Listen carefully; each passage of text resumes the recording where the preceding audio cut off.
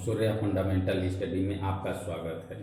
रोज की तरह आज भी मैं IPWE का डिप्लोमा कोर्स का ब्रिज लेके आया हूँ। इसके पहले आप ब्रिज के इंस्पेक्शन के बारे में पढ़ा था, इंस्पेक्शन कौन कौन करता है। उसके बाद आज पढ़ेंगे इंस्पेक्शन इक्विपमेंट। इंस्पेक्शन इक्विपमेंट क्या क्या हैं, इसके बारे में जानकारी लेना है। It is very very important दोस्तों, ये बहुत इंपॉर्टेंट है। इक्विपमेंट लिखने के लिए आ जाता है तो आप इक्विपमेंट के बारे में जान लीजिए। क्या है इंस्पेक्शन इक्विपमेंट? जब भी कोई इंस्पेक्शन करने आता है तो इक्विपमेंट को जरूर देखता है या पूछता है उसके बारे में। The normally equipment carry to the site for the inspection of a bridge are given below. हम नीचे उनके नाम आपको सुना दे रहा हूं। पॉकेट टेप, टेप होता है जो पॉकेट टेप बोलते हैं, पॉकेट में लिए रहते हैं। प्लम्ब बॉब, बॉब एक होता है, प्लम्ब बॉब जिसे बोलते हैं। चिपिंग हैमर, एक चिपिंग हैमर होता है। स्ट्रेंट्स एज होता है। उसके बाद 30 यानी 30 मीटर स्टील टेप होता है। उसके बाद फिलर गेज होता है। उसके बाद होता है long line with bet, long line with wet यानी keep at the bridge side. उसके बाद होता है थर्मोमीटर। उसके बाद होता है इल्कोमीटर। उसके बाद होता है वायर ब्रश। उसके बाद होता है मैग्नीफाइंग ग्लास। उसके बाद होता है सेंट्रल पंच। उसके बाद होता है टॉर्च लाइट। उसके बाद होता है स्क्रू ड्राइवर। उसके बाद होता है पेंट और ब्रश। उसके बाद होता है गेज कम लेबल। उसके बाद लाइलन कॉर्ड होता है। इंस्पेक्शन हैमर होता है। उसके बाद होता है रिविट टेस्टिंग हैमर। इस तरह से कुल 19-20 सामान होता है इंस्पेक्शन का। आप लोग मैं जो बोला हूं उसको बार बार सुनेंगे तो याद हो जाएगा, एक बार तो सुनने पर नहीं। उसके बाद होता है दोस्तों ब्रिज रजिस्टर। ब्रिज रजिस्टर क्या होता है? Basic data of bridge is to be noted and its item to be noted bridge register. कौन कौन सा? ब्रिज नंबर, ब्रिज रजिस्टर में ब्रिज नंबर रहेगा। हाउ मेनी स्पैन, उसमें कितने स्पैन है। उसके बाद material of construction, type of bearing, किस टाइप का बेयरिंग लगा है। डेप्थ ऑफ कुशन, उसका कुशन किस तरह से है। उसके बाद प्रीवियस हिस्ट्री, उसकी हिस्ट्री क्या है। उसके बाद क्लास ऑफ स्ट्रक्चर, किस क्लास का स्ट्रक्चर है। टाइप ऑफ गार्डर, किस टाइप का गार्डर है। उसके बाद स्ट्रेंथ ऑफ गार्डर, कितने गार्डर की स्ट्रेंथ है। इस तरह से ब्रिज रजिस्टर में लिखा रहता है। उसके साथ साथ in adding the above of important label to be maintenance are rail label if not available assume 1000 metre. उसके बाद बॉटम ऑफ गार्डर और स्लैब। उसके बाद डेंजर लेवल, डेंजर लेवल उस रजिस्टर पर लिखा रहेगा। हाई फॉलिंग लेवल मतलब विथ किस ईयर में है, ये सब लिखा रहेगा ब्रिज रजिस्टर में। उसके बाद दोस्तों है मेंटेनेंस ऑफ रेलवे ब्रिज सब structure, maintenance of railway bridge सब स्ट्रक्चर। मेंटेनेंस ब्रिज क्या होता है? मेंटेनेंस ब्रिज उसके जनरली आप देखे होंगे after inspection of bridge substructure और major and minor bridge are required to the maintenance according to the item point out during inspection. Inspection के बाद मेजर या माइनर जो भी रहता है सब स्ट्रक्चर उस पर काम किया जाता है। नॉर्मली डिफेक्ट इन मशीनरी और concrete consist of crack, whereas the bed block supporting the superstructure may get shaken during vibration due to the traffic। इस तरह से दोस्तों डिफेक्ट इन ब्रिजेज, ब्रिज में क्या डिफेक्ट होता है दोस्तों, अब इस पर चर्चा करेंगे। ब्रिज में डिफेक्ट ये इंपॉर्टेंट है, ये भी ये डिफेक्ट बहुत टाइप का होता है। डिफेक्ट इन ब्रिजेज, ब्रिज में डिफेक्ट क्या होता है? मेनली ब्रिज में डिफेक्ट होता है क्या? The crack in the machinery of bed block, bed block जो होता है उसमें क्रेक आ सकता है, जो कंक्रीट से, पत्थर से, बालू से, इस सब से बना हुआ है। उसके बाद सीमेंट ग्राउटिंग, ये क्रेक जो होता है सीमेंट ग्राउटिंग होता है। एपोक्सी ग्राउंटिंग होता है, और गणित जैकेटिंग और गंटिंग होता है। इन सब के बारे में सीमेंट ग्राउटिंग, एपॉक्सी ग्राउटिंग, गुनिटिंग और जैकेटिंग ये क्या होता है इनको जानिए। उसके बाद रिप्लेसिंग लूज रिपीट जो होता है वो रिप्लेस कर दिया जाता है। लॉस द कैम्बर जो होता है उसमें लॉस ढीलापन हो गया है या उसमें कुछ प्रॉब्लम हो गया है, उसके बारे में देखते हैं। और उसके बाद क्या है, repair to crack in the steel work and buckling and being the member. उसके बाद क्या है, रिपेयर स्टील गॉर्डर मेंबर। इन सब के बारे में हम पढ़ेंगे एक एक करके। सबसे पहले क्या पढ़ते हैं हम लोग, सीमेंट ग्राउटिंग। सीमेंट ग्राउटिंग क्या होता है, सीमेंट ग्राउटिंग अंडर प्रेशर होता है। क्या होता है, cement grouting under pressure.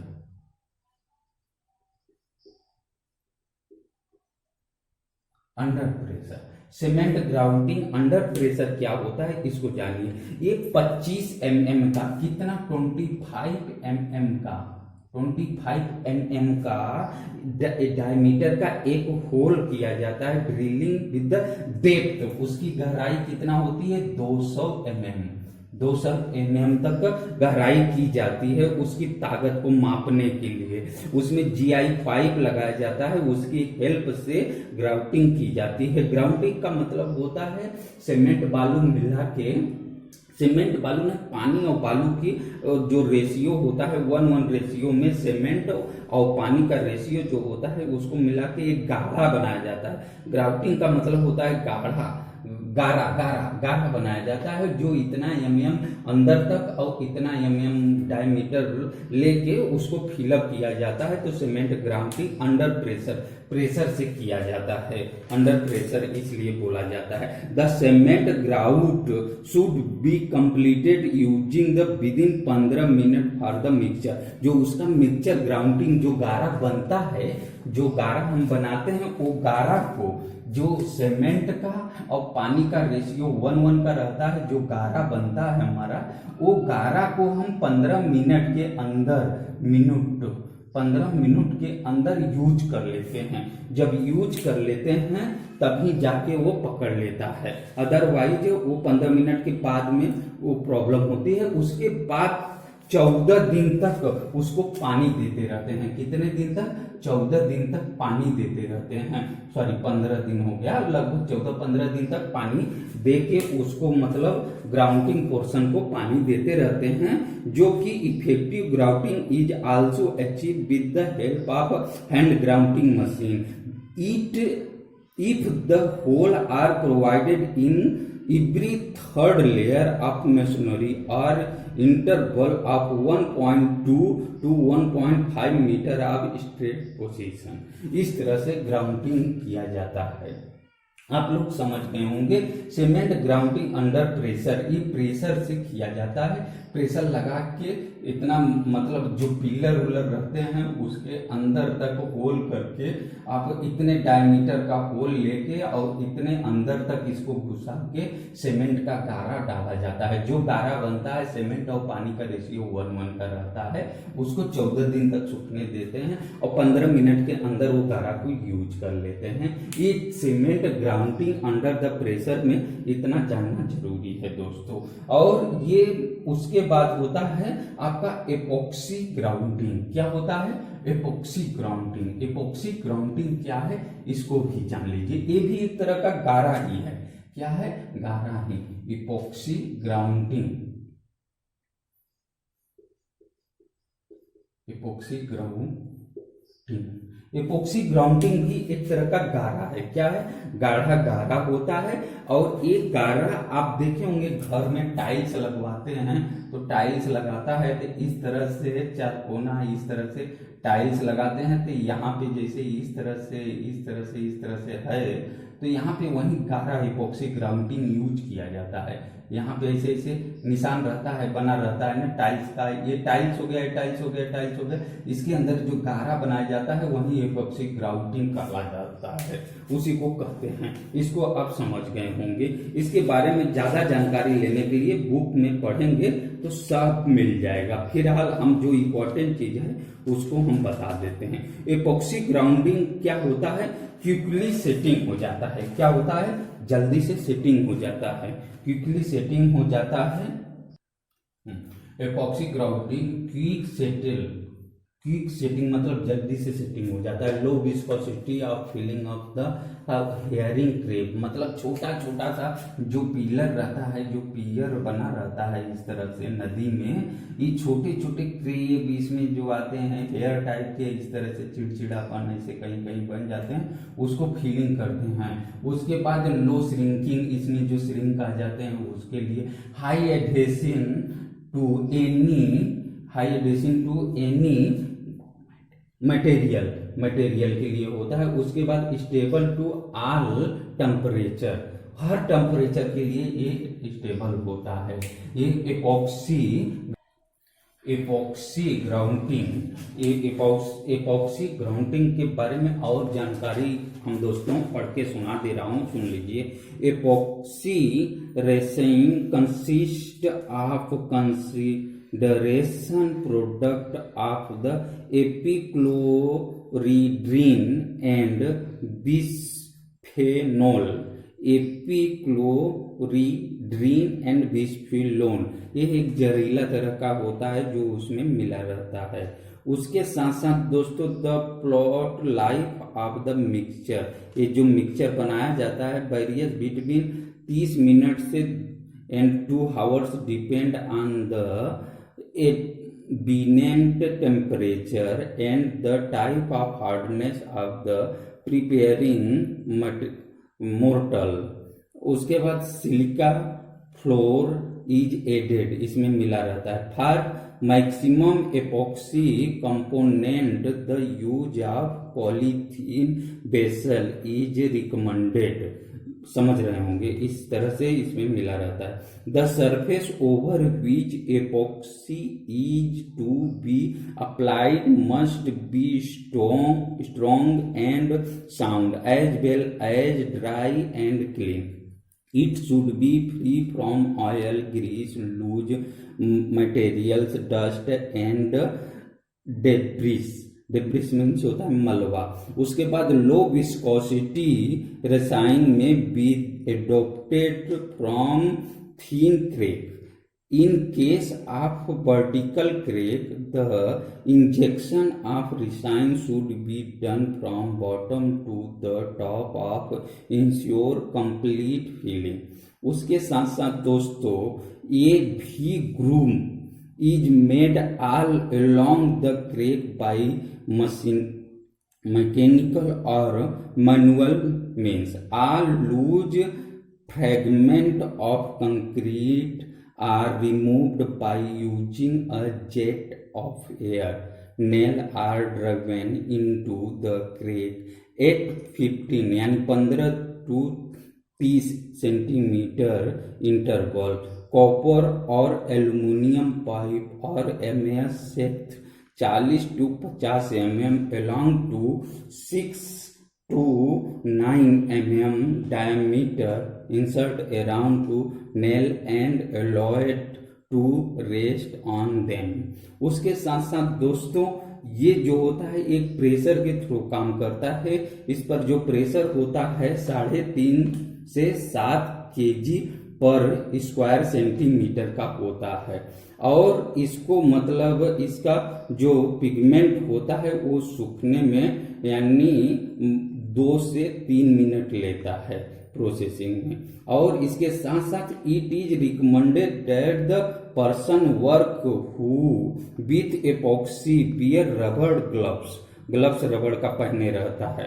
The greasing gun और the syringe should be washed with the acetone immediately after the complete of work complete होने के बाद वो एसीटोन से धो लेता है।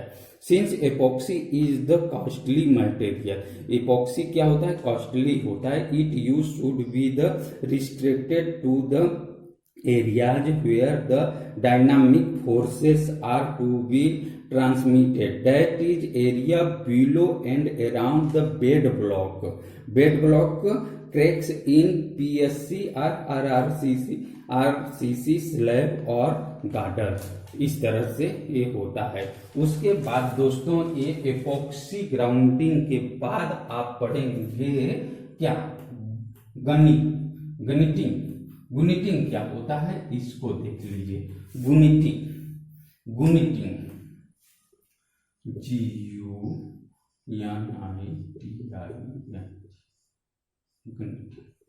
गुनिटिंग क्या होता है, ये भी एक मिक्सचर होता है जो होता है sand cement mixture, can be use profitably.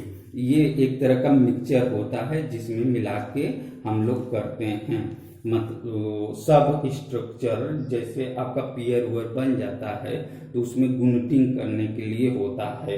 ये गुनिटिंग जो होता है वो लगभग the mixture material to carry in suspended by the compress air through the delivery hose nozzle. As the material pass through the nozzle body, it is the hydrate with water introduced in the form of a fine needle spray controlled through a balloon in the nozzle body. The water solvent ratio shall be in the range of 0.3 to 0.5 and the air pressure at nozzle shall be 3 kilo पर square centimetre का होता है। इस तरह से ग्रूटिंग की किया जाता है। उसके बाद होता है दोस्तों जैकेटिंग। उसके बाद क्या है, जैकेटिंग। हम जैकेटिंग के बारे में पढ़ते हैं।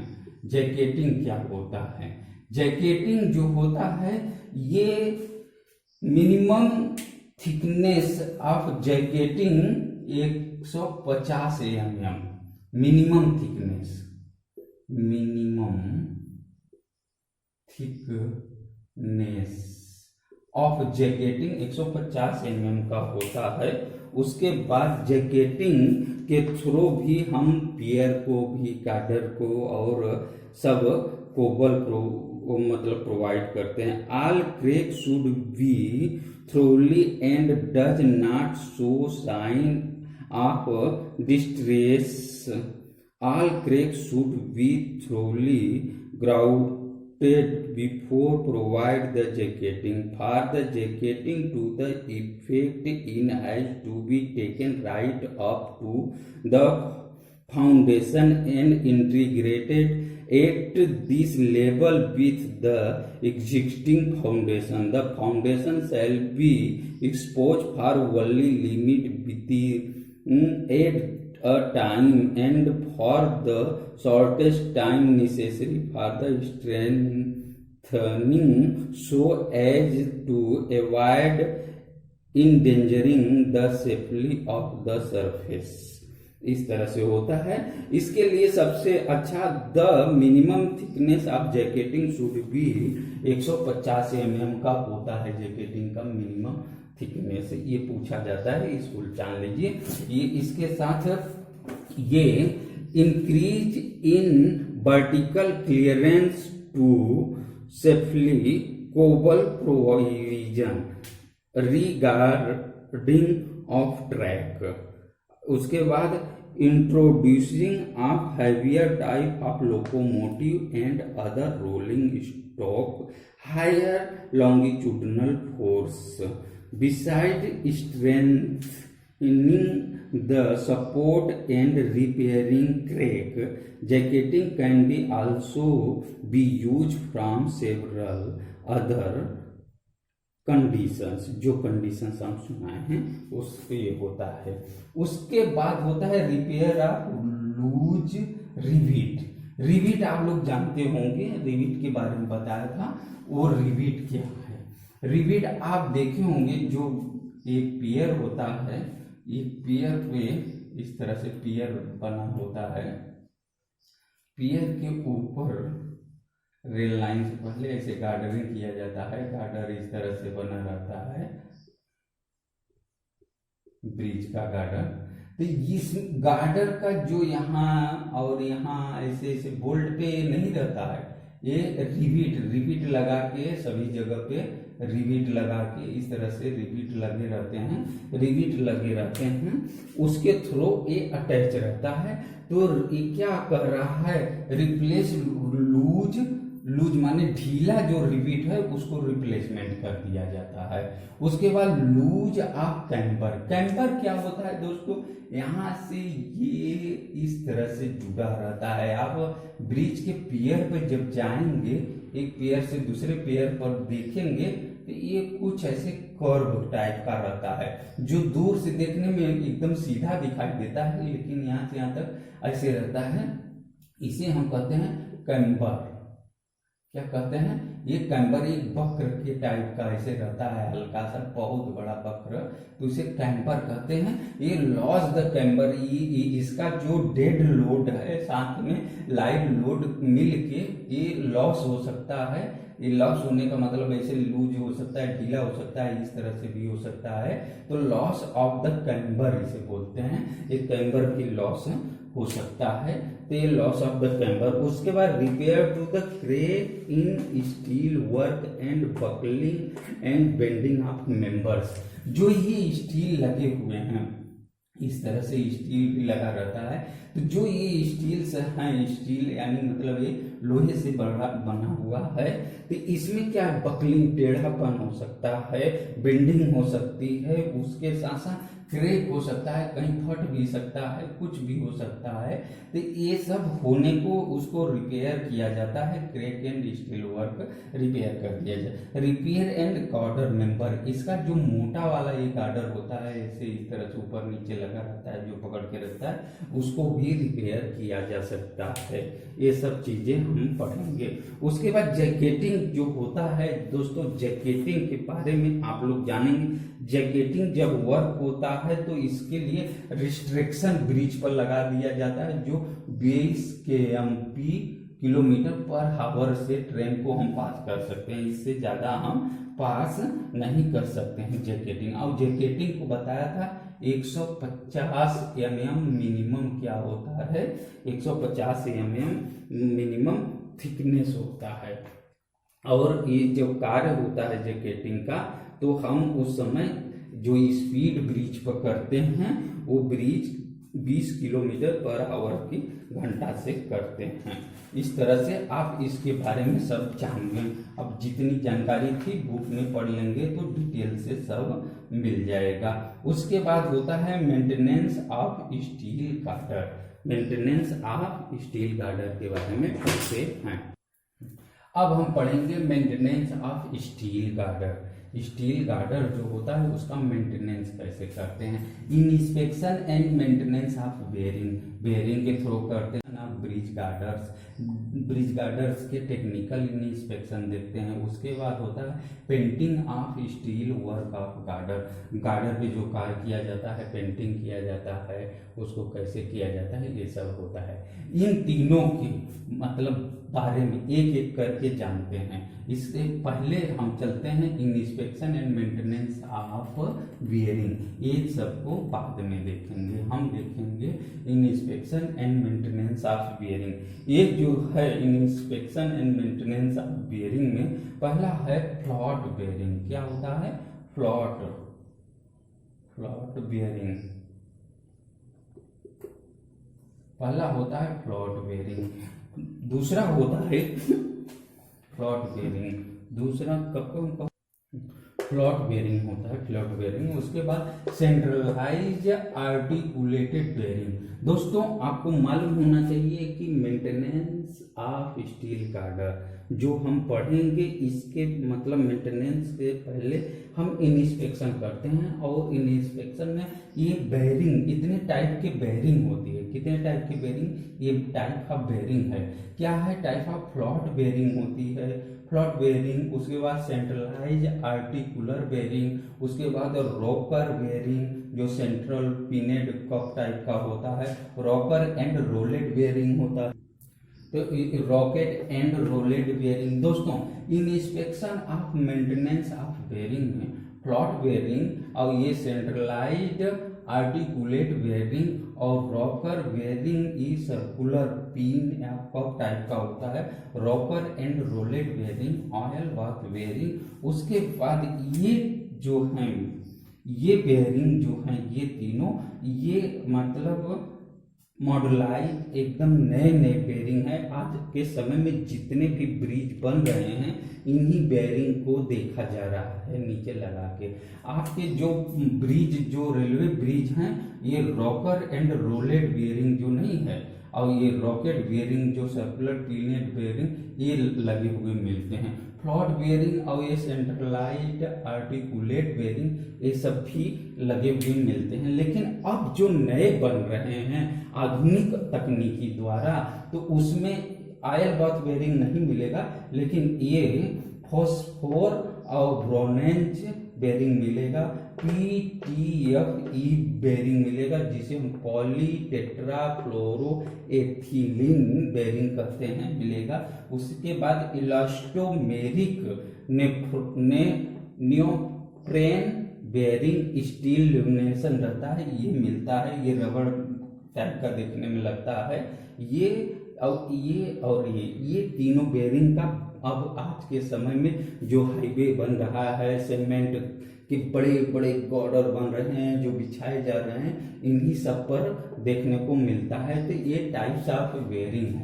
अब इनके मेंटेनेंस के बारे में हम पढ़ेंगे दोस्तों। यहाँ पे ऑयल बाथ बेयरिंग जो है, ऑयल बाथ बेयरिंग को जान लीजिए। Oil bath bearing, this type of bearing are encased in oil bath and need to the inspected after monsoon every year replaced of oil at 5 year along with details inspection। Detail inspection के बाद 5 year के बाद ये oil bath bearing को हम देखते हैं। उसके बाद होता है क्या, फॉस्फोर ब्रोनेंज बेयरिंग। ये बेयरिंग जो होता है ये इसके बारे में पढ़ रहा हूं, सुन लीजिए। This bearing do not need oil and grease, मतलब ये फॉस्फोर ब्रोनेंज बेयरिंग जो होता है इसमें ऑयल और ग्रीस की आवश्यकता नहीं होती। Coefficient of friction is very less, इसका फ्रिक्शनल जो होता है 0.15 यानी 0.15 होता है। This special type of metal. उसके बाद PTFE जो होता है बेयरिंग, इसके बारे में पढ़ते हैं। ये poly tetra fluoro ethylene along with stainless steel है very low coefficient of friction, इसका भी लो कोफिशिएंट ऑफ फ्रिक्शन होता है जो 0.08 होता है। This seat is fixed on a mild steel plate, ये मतलब नरम लोहे से बना हुआ रहता है। ये गोल टाइप का, आप ब्रिज देखते होंगे, ब्रिज पे ऐसे ऐसे मोटे मोटे राड रहते हैं, यहाँ पे गोल टाइप के बेयरिंग के ऊपर ऐसे ये बैठाए जाते हैं। जो गोल टाइप का बेयरिंग बना रहता है वही ये होता है ये बेयरिंग। ये सब बेयरिंग आप लोग को देखने के लिए मिलता होगा। उसके बाद दोस्तों इलास्टोमेरिक नियोप्रेन बेयरिंग जो है steel lamination, this is special type of rubber known as chloroprene. This bearing permitted movements in all direction, ये चारों तरफ longitudinal, lateral and rotational by visco elastic professional of rubber. Rubber पर ये bearing रहती है, ये बेयरिंग रबर पे रहती है।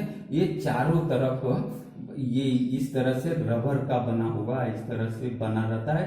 ये हर एक डायरेक्शन में मतलब बढ़ घट सकता है। इस तरह से ये सब बेयरिंग के टाइप्स रहे। अब हम पढ़ते हैं मेंटेनेंस ऑफ बेयरिंग। ये जो बेयरिंग पढ़े इनके मेंटेनेंस के बारे में पढ़ते हैं। मेंटेनेंस ऑफ बेयरिंग पढ़ेंगे दोस्तों। उसके बाद oiling and greasing of steel bearing.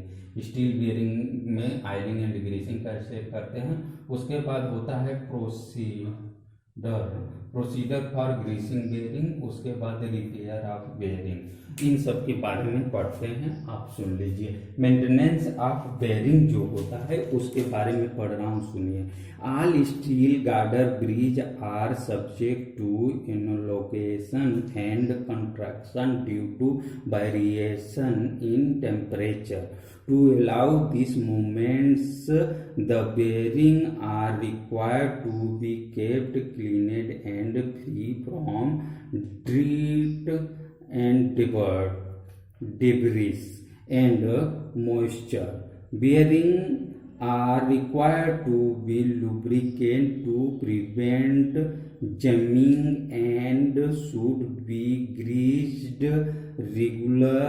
However, exceed grease tends to attract dirt and dust which will causes jamming of bearing.